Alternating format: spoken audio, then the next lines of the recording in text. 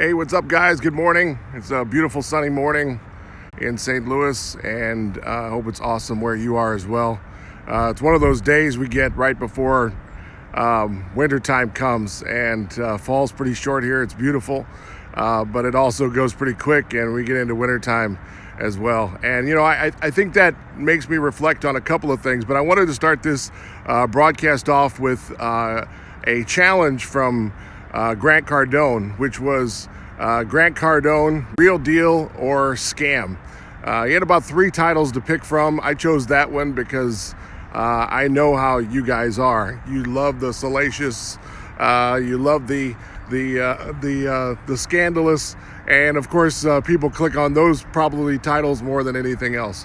But I don't know the answer to that. Just to start things off, I'm not going to keep a mystery to that. I have no idea about Mr. Cardone. I will tell you that what I'd like to do is take this channel and take the playlist of Grant Cardone, Real Deal or Scam, and go on a little bit of a journey. If you want to go on it with me, that's awesome. Click the subscribe button there and punch that bell so you'll be notified when the next broadcast comes on. And hopefully it will be a good experience for both of us. We'll find out, I guess, a little bit if Grant Cardone's the real deal or scam. But I think I have to ask myself the question first: am I the real deal or I'm a scam?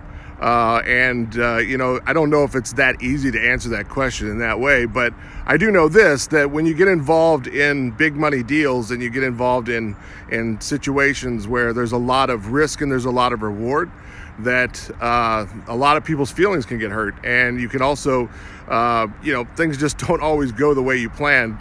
Take the building behind me. I had plans to purchase this building in 2015. We had a $300 million deal that I really was convinced that was going to go through. All indications were that it was fairly simple to put together. We put a lot of due diligence into it. I had a small team gathered together. The one thing I hate, though, is greed. And I'm going to warn you in advance, if you get involved in any type of deal with large money numbers, you better know who you're dealing with. And I don't think they're bad people. I'm not going to make a judgment on my team members that I was dealing with, but greed comes in pretty quick. And if you have a poverty mentality, I would suggest you get rid of that before you start anything else, before you start a business endeavor, before you start a business in general, before you start dragging people in. Don't drag people into your problems. So if you have a poverty mentality, if you don't know what that is, a lot of people do, just because it comes from a lot of what Mr. Cardone, I think, has been teaching. I watched a couple of videos, probably about 5 or 6 yesterday, before I decided to go ahead and take the challenge. But the idea is that we all have built-in belief systems, and within that built-in belief system, we're making judgments on what we do every day. And if that's the case, you need to check yourself and make sure that you don't self-sabotage yourself. So a couple of things there. We can probably get into it more because it really is a big part of my life. I never really had to overcome the poverty mentality necessarily. In fact, I was probably in the other direction. I had to probably throttle back just a little bit in order to not over-believe and convince myself, because I'm a designer by trade. The way I got to this $300 million deal here was I'd been in radio and broadcasting for a while. I got out of that and started a marketing company called Millionaire Marketing, and it just soared. My wife and I actually started knocking on doors in O'Fallon, Missouri, right there on Main Street. And I still remember how hot my feet were, because I had leather shoes with leather soles. And, of course, some people were super nice. Everybody had no soliciting on their door, but you can't let that stop you. People are people. Go in and say hi. If you need nothing else, walk in like a customer and then, check the temperature in the room. But we went door to door and we started knocking on doors and was like, hey, you want a website? And thank goodness we were at the right time. Second point I think I'd like to make is timing is everything. You can have the greatest idea. This building behind me, again, $8.1 million. I didn't flinch. I thought it was a beautiful building. The guys who actually built it were in some financial trouble.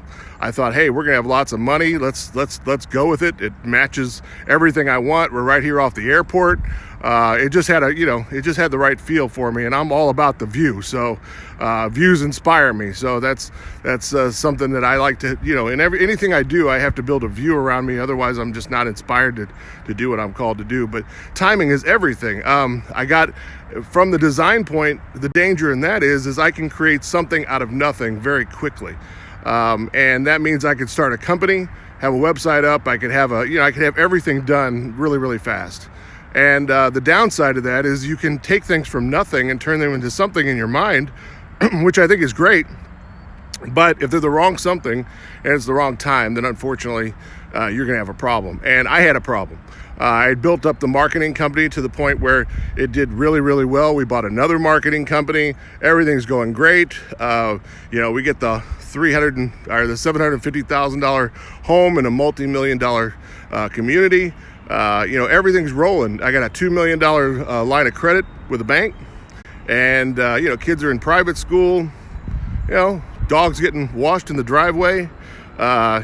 Crazy fun stuff. But going to a country club. I'm from North County, St. Louis.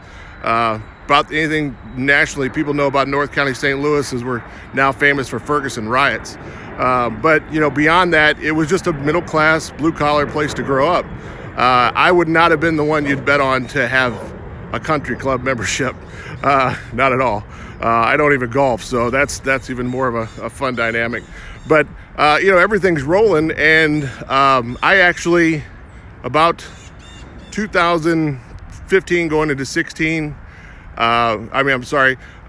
into 7 going into 8, had this $2 million line of credit. I had actually made a payment on this $2 million credit. We were down to $1.2 million. So I'm feeling good. I'm paying down the credit line. Things are rolling. And then all of a sudden, everything in real estate come to a screeching halt. My plan was, again, like Mr. Cardone, I think, is trying to teach people, is to have multiple streams of income. I would have to agree. Even within your company, having multiple streams of income, it's dangerous to be holding on to one thing. So as you're building your thing, as you're getting out there, and hopefully we'll learn this from some of Grant Cardone's teaching, building those strings of income is really important.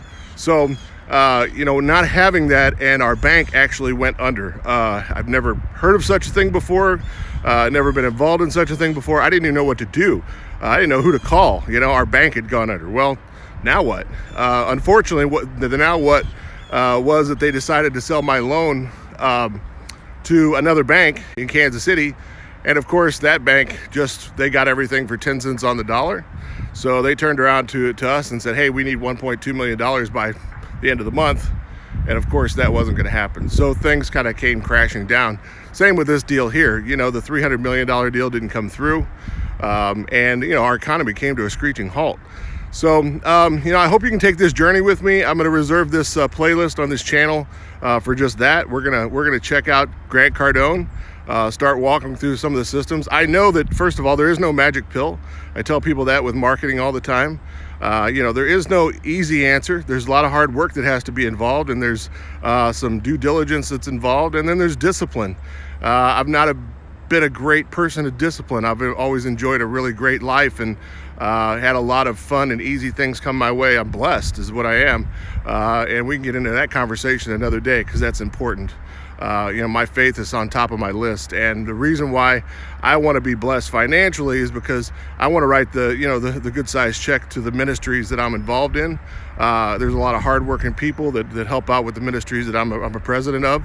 I serve on the board of. And I want to see that thing flourish. I want to see people get help. So, that's a driving force in my life. I'd suggest if you don't have that, you better find that as well. Because in the hard times, you're going to need something more than money, and you're going to need something more than someone like Grant Cardone, or for me, I go back to John Maxwell, Jim Rohn.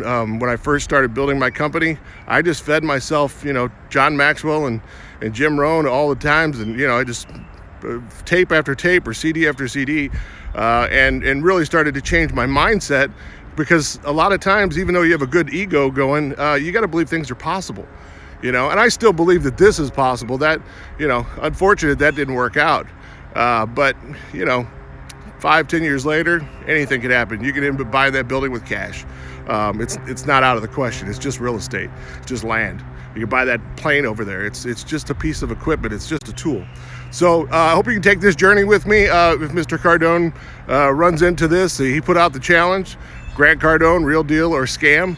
I don't think scam from what I've seen so far. He's given us a little glimpse into his life. Don't have any reservations at this point, but I'm excited to see what happens next. So hope you guys have a blessed day. Hope you have a day like this coming into your life really, really soon. Stay positive and stay hungry.